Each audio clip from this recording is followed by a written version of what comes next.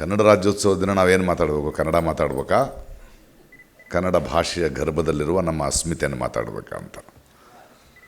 ಅದಕ್ಕೆ ಸರ್ವ ಜನಾಂಗದ ಶಾಂತಿಯ ತೋಟದ ನನ್ನ ಎಲ್ಲ ಬಾಂಧವರಿಗೆ ಕನ್ನಡ ರಾಜ್ಯೋತ್ಸವದ ಶುಭಾಶಯಗಳು ಅಂತ.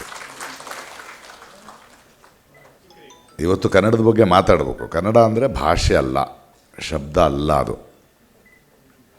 ಸುಮ್ಮನೆ ಶಬ್ದ ಅಂದರೆ ಶಬ್ದ ಏನು ಬೇಕಾರಾಗ್ಬೋದು, ಆದರೆ ಶಬ್ದದ ಗರ್ಭದಲ್ಲಿ ಏನಿದೆ?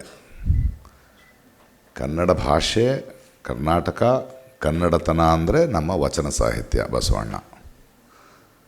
ಅದರ ವೈಶಿಷ್ಟ್ಯತೆ ಕುವೆಂಪುರವರ ವಿಶ್ವಮಾನವ ಸಂದೇಶ ಅಲ್ವೇ? ಇದು ಸರ್ವಜನಾಂಗದ ಶಾಂತಿಯ ತೋಟ. ಇದು 100 ಮತದ ಹೊಟ್ಟ ತೂರಿ ಎಲ್ಲ ತತ್ವದೆಲ್ಲೆ ಮೀರಿ ನಿರ್ದಿಗಂತವಾಗಿರಿ ವಿಶ್ವಮಾನವನಾಗೋದೇ ಕರ್ನಾಟಕದ ಅಸ್ಮಿತೆ. ಅದು ನಮ್ಮ ಸಜ್ಜನಿಕೆ, ನಮ್ಮ ಸಹನೆ, ನಮ್ಮ ಗ್ರಹಿಕೆ, ನಮ್ಮೊಳಗಿನ ಶ್ರೀಮಂತಿಕೆ. ಅಹಂಕಾರ ಅಲ್ಲ ಅದು, ಬೇರೆಯವ್ರ ಹಾಗೆ ಭಾಷಾ ಅಹಂಕಾರ ಅಲ್ಲ ಅದು.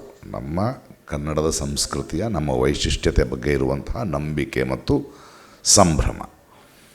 ಆ ಒಂದು ಶಾಂತಿಯ ಮತ್ತು ಎಲ್ಲರನ್ನೂ ಒಳಗೊಳ್ಳುವ ಆ ವೈಶಿಷ್ಟ್ಯವನ್ನು ನಾವು ಸಂಭ್ರಮಿಸುವ ದಿನವಾಗಲಿ. ಮತ್ತೊಮ್ಮೆ ಎಲ್ಲರಿಗೂ ಕನ್ನಡ ರಾಜ್ಯೋತ್ಸವದ ಶುಭಾಶಯಗಳು.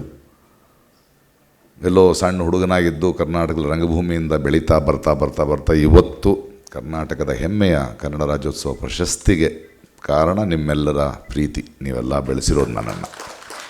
ಯಾಕಂದರೆ ಯಾರೋ ಒಬ್ಬ ವ್ಯಕ್ತಿ ತನ್ನ ಪ್ರತಿಭೆಯಿಂದ ದೊಡ್ಡವನಾಗಲ್ಲ, ಅದು ಜನರ ಪ್ರೀತಿಯಿಂದ, ಅವರ ಒಪ್ಪಿಗೆಯಿಂದ ಮತ್ತು ಅವರು ಅವನ ಮೇಲೆ ಹೊರಿಸುವ ಜವಾಬ್ದಾರಿಯಿಂದ ನಾವು ಬೆಳೆದಿದ್ದೀವಿ. ಅಂದರೆ ನೀವು ಕೊಟ್ಟಿರುವಂಥ ಈ ಪ್ರೀತಿಗೆ ಜವಾಬ್ದಾರಿಯುತವಾಗಿ ನಡ್ಕೊಳ್ಳೋದು, ಅದಕ್ಕೆ ದನಿ ಎತ್ತಾ ಇರ್ತೀನಿ.